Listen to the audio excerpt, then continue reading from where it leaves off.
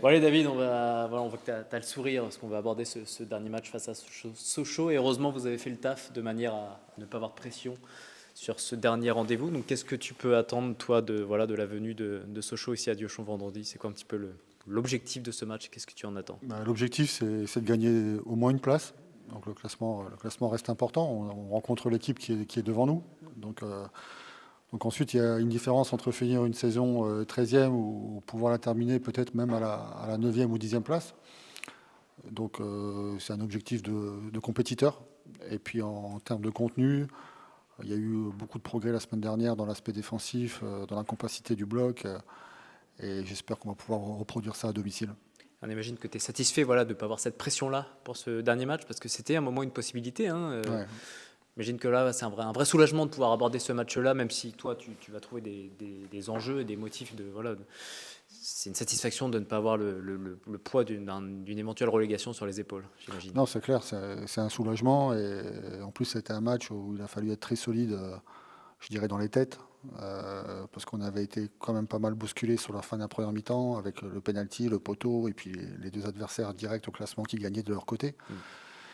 Et donc on a montré de la maîtrise dans la gestion du scénario sur la deuxième période. Et puis il y a eu ce très joli but avec l'efficacité retrouvée de Yacine depuis plusieurs matchs. Donc ouais, c'est un soulagement, mais je veux pas que ça s'arrête là parce que voilà, on a perdu beaucoup trop de fois à domicile durant toute la saison et puis c'est l'occasion un peu de pas d'effacer, mais de se faire pardonner sur la prestation contre Versailles. Tu parlais du scénario, c'est vrai que cet arrêt de Kane, il est très très très important parce qu'à ce Mm. moment-là, effectivement, les Châteauroux, Paris 13 Atlético gagnent. Si Villefranche marque ce but-là, c'est complètement différent. Donc vous avez conscience que cet arrêt de Kane, mine de rien, même si après vous auriez pu revenir, hein, évidemment, mais il est très important, déterminant même. Ouais, ouais, il est déterminant et non, il a été très très décisif depuis son retour aussi, hein. Donc bon, c'est vrai on a essuyé de grosses défaites à l'extérieur à Nancy et à Concarneau, mais bon, il n'y a pas que nous qui prenons 5 buts à Concarneau, hein. Même Le Mans, on a pris 5 la semaine dernière. Mais ça a été un moment important. Et puis, on a eu un groupe très soudé la semaine dernière, très concentré dans la préparation du match. Et moi, ce qui m'importe pour le match de Sochaux, c'est d'aligner des joueurs qui se préparent bien pour ce match. Alors justement, c'est la question sur laquelle j'allais venir, même si tu as la volonté de finir en beauté, hein, de gagner. Est-ce que tu vas peut-être donner un petit peu de temps de jeu à ceux qui en ont moins eu? Est-ce que tu vas peut-être même vouloir tester des jeunes? On sait que cette année, certains ont eu un tout petit peu de temps de jeu, alors par les circonstances, hein, mais on pense à Ruben notamment. Enfin, il y a eu certains jeunes joueurs que tu as mis dans le groupe. Est-ce que voilà, il y aura peut-être un petit peu de changement pour ce dernier match? Bah, il y a un changement qui est programmé. Voilà, j'ai décidé de faire jouer Pierre Patron dans les buts pour ce match-là, déjà pour le remercier de son comportement professionnel durant toute la période où il a été numéro 2. Et, bon, et si je fais ça, c'est aussi parce que pour moi c'est un match qui compte. Donc c'est pas un match amical. Donc je tiens à mettre l'équipe la plus compétitive. Donc, donc aligner celle qui a fini, enfin celle qui a joué la semaine dernière, c'est pas forcément le cas, puisque comme j'ai dit tout à l'heure, c'est la préparation de ce match qui m'importe. Et là, je suis très attentif au comportement que je vois à l'entraînement, justement pour pouvoir aligner une équipe compétitive. Et, euh, et mon idée, c'est pas de faire du turnover sur ce match, hein. Ok, donc on n'aura pas forcément du Noah Van Den Bosch ou du Adekalum devant, enfin titulaire en tout cas. C'est pas forcément, ou Benjamin, tout ça, c'est pas dans l'idée de leur donner forcément du temps de jeu sur ce dernier match. S'il y a des joueurs qui ont joué précédemment et qui n'ont pas montré la bonne attitude durant la semaine, vous pouvez voir ces joueurs-là. Est-ce que tu as déjà commencé à préparer la saison prochaine? Alors tu vas peut-être me dire que ça fait longtemps déjà qu'elle est préparée, mais est-ce que voilà, c'est un peu plus concret? Est-ce que tu réfléchis à quel joueur tu garderas, quel joueur tu aimerais recruter? Est-ce que c'est déjà, ça y est, est-ce que les manœuvres sont lancées? Non, on a des réunions prévues la semaine prochaine par rapport à ça. Donc là, il est important de voir les joueurs qui sont en fin de contrat surtout et qui vont partir comme au Wuzu. Donc pour faire le bilan avec eux. Mais on a la grande majorité de l'effectif qui est encore sous contrat. Quand on voit l'évolution des équipes qui ont pu garder une grosse ossature de l'année précédente, et je pense au Mans. Au Mans, dans le 11 type du Mans, il y a juste Burlet qui est arrivé. Alors que ça montre que la stabilité, c'est important dans un groupe. Maintenant, notre irrégularité durant la saison montre qu'il faut qu'on se renforce avec de la fiabilité pour jouer à ce niveau-là. Et effectivement, il y a des changements à faire pour pouvoir être plus compétitif la saison prochaine. Et justement, ces changements, ils vont porter sur quoi? C'est quoi? Tu vas chercher à avoir plus d'expérience, peut-être, plus de joueurs avec des profils différents? C'est quoi un petit peu justement les cases à cocher? Ouais, moi je pense quand vous dites expérience, alors je dis pas qu'il faut prendre des trentenaires, mais je dirais plus des joueurs de caractère, c'est important. Je pense que là où on a failli sur certains matchs, où on a encaissé 2 buts de suite ou 3 buts de suite en très peu de temps, ça a été un problème de caractère. On a un groupe qui a bien travaillé, des garçons sérieux, mais quand il a fallu sortir les crocs, on n'a pas eu forcément beaucoup de répondants. Donc je pense que ça peut consolider ce groupe et le renforcer en trouvant un ou deux joueurs avec plus de personnalité. Justement, tu as un petit peu déjà répondu à ma question, mais ce qui est intéressant, enfin ce qui m'intéresse là, c'est de savoir qu'est-ce qu'un coach dont l'équipe est maintenue a dans la tête là, à ce moment-là de la saison, il ne reste plus qu'un match. C'est quoi un petit peu en ce moment tes priorités, les choses sur lesquelles tu travailles le plus? C'est quoi un petit peu voilà, tout ce qui... Là, La to-do list de David Carré non, mais là, sincèrement, toute la semaine, c'est la préparation du match de Sochaux. Voilà, moi, je vous dis, entre terminer 13e ou 9e, c'est pas pareil. Là, on avait pour objectif de terminer dans le premier tiers du tableau en début de saison. Donc la sixième place, on se rend compte qu'elle est qu'à 6 points. Avec tout ce qu'on a pu gâcher sur certains matchs, notamment à domicile, finalement, on n'est qu'à 6 points. Donc moi, j'ai vraiment en tête d'être compétitif sur ce match-là et de le remporter. Et après, on pensera directement à la saison prochaine. Il y a des joueurs qui sont encore sous contrat et qui devraient partir. Est-ce que tu as eu vent de ça en tout cas? Non, Peut-être un Kane, je sais pas, ou d'autres? non, non, j'ai pas eu de vent de ça. Ça n'a pas fait Non, partie de... non. Une question sur le bilan de la saison. Victorien parlait de la menace d'une relégation, là, due, on imagine, à des mauvais résultats en phase retour, moins qu'en phase aller. Comment vous l'expliquez, cette différence de rythme? Puis quel bilan vous faites globalement de la saison là? Non, mais on a été régulier aussi parce qu'on a eu des événements contraires. C'est pas se trouver des excuses, mais on a eu des blessures qui ont été de longue durée pour des joueurs importants. Donc, on a parlé de Kane. Il y a Ndjike en première partie de saison. Il y a Pionnier qui était blessé pendant 3 mois aussi. Il y a la blessure grave de Jason Trey au poste de piston droit, 2 jours après la suspension de 10 matchs de Capot. J'ai des joueurs qui ont été courageux parce que certains ont joué à des postes qui n'étaient pas les leurs pour pallier ces absences-là. Mais je dirais que pour revenir sur l'aspect mental, c'est qu'on a eu des périodes où on aurait pu basculer dans les 5-6 premiers et on ne l'a pas fait.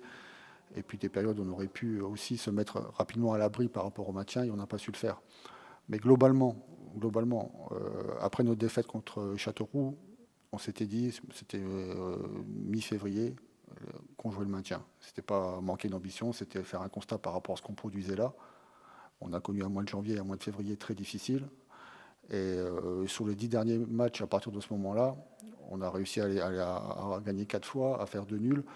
Donc c'est pas un parcours brillant, mais c'est un parcours qui nous permet aujourd'hui de ne pas trembler sur ce dernier match-là.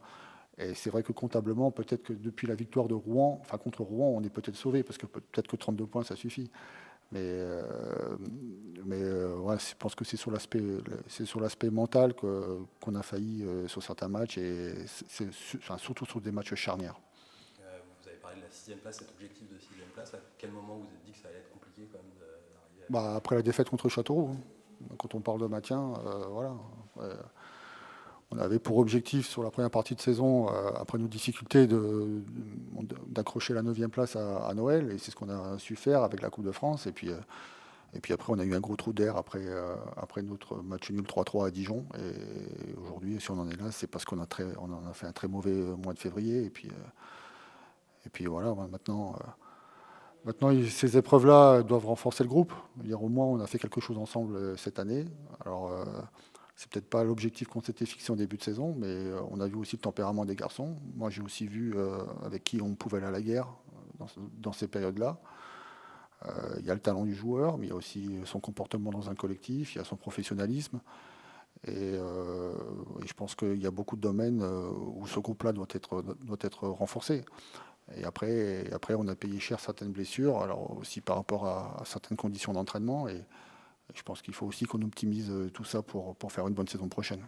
On parlait des éventuels départs, même si on ne sait rien pour le moment. Est-ce que la crainte, c'est pas de devoir reconstruire à nouveau un effectif la saison prochaine? Ouais, bah, une partie du groupe en tout cas, mais ça sera, ça sera pas autant le cas que la saison dernière, hein. Donc avec 17 ou 18 arrivés la saison passée, mais là il y a moins de retouches à faire, mais il y a des retouches importantes. Est-ce qu'il y a déjà des objectifs qui ont été fixés par la direction? Non. On parlait peut-être un retour en Ligue 2 ou c'est plutôt Non, j'ai pas encore fait le bilan avec la direction sur la saison et sur les objectifs de recrutement. Comme je vous ai dit, c'est la semaine prochaine où on discutera. Là, on parle beaucoup des joueurs, mais au niveau de ton staff aussi, est-ce que certains membres de ton staff pourraient vivre leur dernier match à Diochon vendredi? Est-ce que c'est pas encore à l'ordre du jour? Enfin, est-ce que tu vas avoir une volonté de conserver ton staff ou de changer? Non, là, pour l'instant, j'en sais pas plus. Je sais que David est en fin de contrat, qu'il discute avec la direction. Donc pour l'instant, il y a le staff qui est en place est là. Petit point effectif, justement. Pareil, est-ce que tu as des absents pour ce match-là, hormis Jarjou, évidemment, qui est suspendu, et Jason? Est-ce que tu as des absents? Non, il n'y a pas d'absent là. Tout le monde sera là. Ouais. Voilà. C'est bon pour moi. Ok. une dernière question peut-être plus personnelle sur votre arrivée à QRM. Je crois, il me semble que c'est la première fois que vous prenez la tête d'une équipe pro. Ouais, Voilà, comment vous l'avez vécu? Comment ça s'est passé d'un point de vue personnel? Bah, je me suis senti dans mon élément. Donc, ça n'a pas été facile au début. Il y a eu des moments qui ont été compliqués, mais voilà, je pense que j'ai vécu une saison qui était un véritable marathon, à l'image du championnat national. Vous jouez tout le temps. C'est pas, il n'y a pas de trêve internationale comme en Ligue 1 ou en Ligue 2, où vous pouvez décompresser un petit peu. Là, il y a la Coupe de France qui a quand même pris beaucoup d'énergie à tout le monde. Beaucoup de plaisir aussi, mais beaucoup d'énergie. Et non, je me suis senti dans mon élément et voilà, j'ai envie de continuer. Quand vous êtes arrivé ici, vous aviez l'intention de reconstruire un petit peu Ouais. l'effectif. Est-ce que vous y êtes parvenu? Enfin, vous considérez que vous y êtes parvenu? Enfin, voilà, Ouais, mais il y a des retouches à faire. Après, c'est pareil, quand vous recrutez des joueurs, alors ils ont recruté assez tardivement, vous connaissez, grâce à vos vidéos, vous connaissez l'aspect technique, l'aspect tactique. Après, le plus important, c'est de connaître l'homme. Et ça, pour trouver de la fiabilité dans une équipe, c'est le plus important. Donc après, c'est vivre des expériences ensemble. C'est pour ça qu'il ne faut pas dévaloriser cette quête du maintien, parce qu'elle a nécessité des efforts, elle a nécessité une prise de conscience sur le plan collectif. On s'est tous rapprochés, voilà, il y a des liens plus forts aujourd'hui. Et maintenant, il faut se servir de ça pour construire pour la suite. Voilà, je ne dis pas qu'on va être champion l'année prochaine, mais meilleur exemple, ça remonte à loin, mais moi j'adore les entraîneurs comme Wenger, comme Denouex. Et Denouex, avant de faire champion de France avec le FC Nantes, il se sauve à la dernière journée du championnat, la saison précédente. Donc ça montre que c'est de vivre ensemble de certaines situations aussi difficiles qui peut permettre, à condition bien sûr de se renforcer, d'avoir un collectif encore plus fort. Et en national, le collectif, c'est primordial. Allez Yacine, on va parler de ce dernier match face à Sochaux. En partie grâce à toi et ton but marqué à Villefranche, c'est un match voilà, qui comptera pour du beurre, il n'y aura pas de pression. J'imagine que c'est un soulagement de pouvoir aborder ce dernier rendez-vous sans avoir la pression de la relégation sur les épaules. Oui, c'est sûr, ça va être un soulagement. Après, on a à cœur de bien finir. Mais c'est vrai que la victoire à Villefranche, ça nous a fait du bien parce que derrière, ça a gagné. Et par 13, on fait match nul. Donc, si on n'avait pas gagné ce match, on aurait vraiment eu cette pression. Mais là, on vit la semaine plus décontractée et vraiment prendre ce match avec beaucoup de plaisir. Ouais, ça fait du bien justement d'avoir pu venir à l'entraînement sans se dire putain, vendredi, il faut absolument qu'on gagne, sinon ça peut être chaud pour nous. Voilà, tu as senti que c'était quand même différent de d'habitude, c'était plus léger de plus avoir cette pression-là? Ouais, ça s'est ressenti. Après, tout le monde était. Ça se voyait que tout le monde était plus relâché, plus détendu, parce que ça allait être compliqué si on ne gagne pas, parce qu'on a les dirigeants, les salariés aussi dans ce club. Donc ça allait être vraiment une pression pour tout le monde. Et Et non, franchement, ça nous a fait du bien et on est content. Et voilà, on vient avec le sourire tous les matins, donc ça fait plaisir. Il ne reste pas moins que la saison, elle aura été quand même très inégale hein, de votre part. Vous avez été capable de faire des très bons résultats. Il y a eu cette série fin 2024 d'ailleurs, où ça y est, on pensait que c'était parti. Puis après, il y a eu des grosses rechutes. Comment expliquer tout ça? Comment expliquer cette irrégularité qui vous a mené plutôt vers le bas de tableau? Moi, je pense qu'il y a eu du relâchement.